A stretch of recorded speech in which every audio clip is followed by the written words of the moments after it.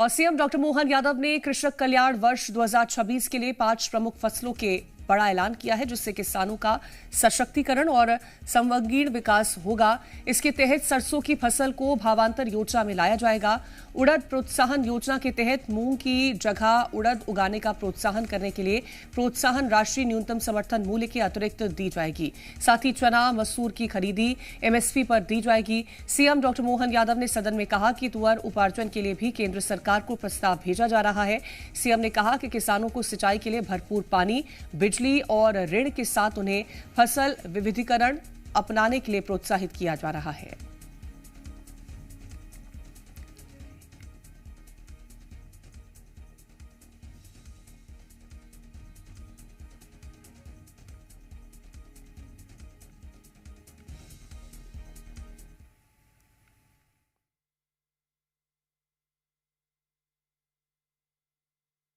जब हमने भावांतर योजना सोयाबीन में सफलता के साथ लागू की, ऐसे में आज वर्तमान के समय में इस फसल के साथ हमारी सरसों के रकबों में पूर्व की तुलना में, क्योंकि सिंचाई का रकबा हमारा बड़ा है, एरीगेटेड एरिया नदी जोड़ो अभियान से लेकर नर्मदा के नदी के साथ साथ बिजली की उपलब्धता और पानी की उपलब्धता होने के कारण से वर्तमान में एग्रीकल्चर का सिंचाई रकबा 28% बढ़ा है सरसों को लेकर के, और द्वितीय अग्रिम अनुमान के अनुसार लगभग 15.71 मीट्रिक टन का इसमें वृद्धि हो रही है।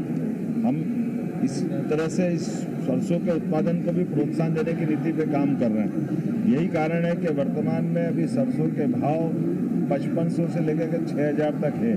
कई बार इसके रेट और गिर जाते हैं।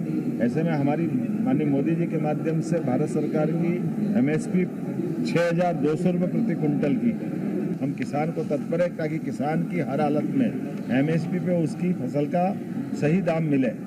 और तीसरी फसल के लिए चूँकि बिजली पर्याप्त है किसानों के लिए, और तीसरी फसल भी लोग अपने खेतों में अलग अलग प्रकार से मूंग और अन्य प्रकार की फसल लगाते हैं, लेकिन हमने कहा कि मूंग के बजाय अगर आप उड़द लगाएंगे तो उड़द की डिमांड देश में भी और विदेश में बहुत ज़्यादा है। उसकी तुलना में अगर उड़द लगाएंगे तो हम उसको प्रोत्साहन देने के लिए हमारी सरकार ने एक निर्णय लिया है। 600 रुपये प्रति कुंटल का अलग से बोनस हमारी सरकार के द्वारा दिया जाएगा। आज की स्थिति में दलहन में हम देश भर में नंबर 1 पे है। इसमें और आगे बढ़ाने के लिए हमने अपने मसूर, चना फसल ये प्राइस सपोर्ट स्कीम के अंतर्गत चना 6.49 लाख मीट्रिक टन, मसूर 6.1 लाख मीट्रिक टन का उपार्जन का प्रस्ताव हमने भारत सरकार को भेजा है, और वहाँ के सकारात्मक संदेश हमको मिले। माननीय मोदी जी की सरकार, माननीय तमाम प्रकार के कृषि मंत्री और हमारे वाणिज्य मंत्री सब ने आश्वस्त किया है कि हमारा चना, मसूर, उड़द जिस प्रकार से हमारे राज्य में हो रहा है, इसके उपार्जन के लिए वो हमको नाफेड और एनसीसीएफ के माध्यम से सीधे 1.31 लाख मीट्रिक टन का प्रस्ताव हमने भेजा है, और उसके सकारात्मक संदेश मिले। मैं आपके माध्यम से आज ये हमने अपना विशेष वक्तव्य विधानसभा में भी रखा है।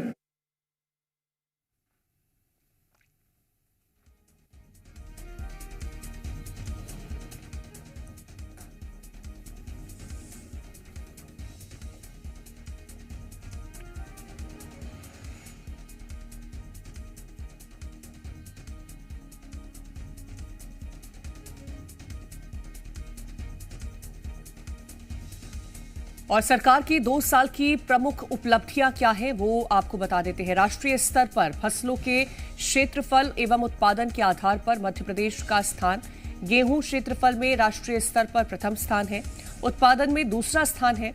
मक्का क्षेत्रफल में राष्ट्रीय स्तर पर दूसरा स्थान है और उत्पादन में पहला। जो क्षेत्रफल में राष्ट्रीय स्तर पर तीसरा स्थान है।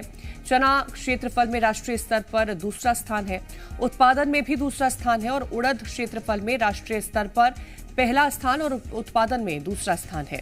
मसूर क्षेत्रफल में राष्ट्रीय स्तर पर पहला स्थान है और उत्पादन में दूसरा स्थान है। कुल अनाज क्षेत्रफल में राष्ट्रीय स्तर पर पहला स्थान है और उत्पादन में दूसरा स्थान है। और कुल दलहन क्षेत्रफल में राष्ट्रीय स्तर पर पहला स्थान है और उत्पादन में दूसरा स्थान है। मोटा अनाज राष्ट्रीय उत्पादन में दूसरा स्थान है और कुल खाद्यान्न क्षेत्रफल में राष्ट्रीय स्तर पर दूसरा स्थान है। उत्पादन में दूसरा स्थान, जहां सोयाबीन क्षेत्रफल में राष्ट्रीय स्तर पर पहला स्थान है। उत्पादन में दूसरा स्थान, राई सरसों क्षेत्रफल में तीसरा स्थान है।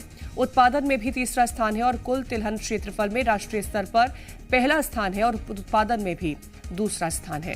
तो मध्य प्रदेश में सरकार ने किसानों के लिए कई योजनाएं शुरू की हैं जिससे उनका विस्तार हो सके, जिसके अंतर्गत भावांतर भुगतान योजना की शुरुआत की गई है। श्री अन्न कोदो कुटकी प्रोत्साहन की शुरुआत की गई है। प्रधानमंत्री धान धन्य कृषि योजना की शुरुआत की गई है।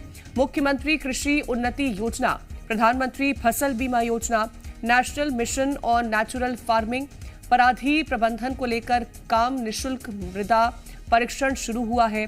प्राकृतिक खेती पर जोर दिया गया है।